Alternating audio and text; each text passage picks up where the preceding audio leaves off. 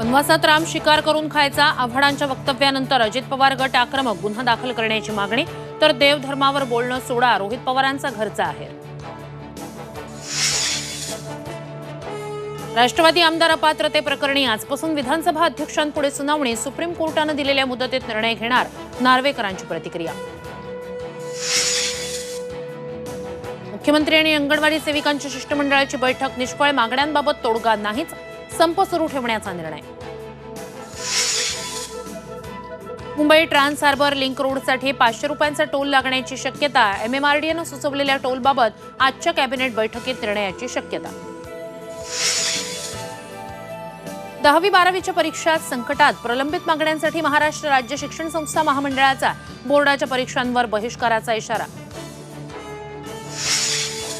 आजपासून मनोज जरांगेंची गाव संपर्क मोहीम. आपेगावातून दौऱ्याला सुरुवात. मुंबईतील उपोषणाची जय्यत तयारी.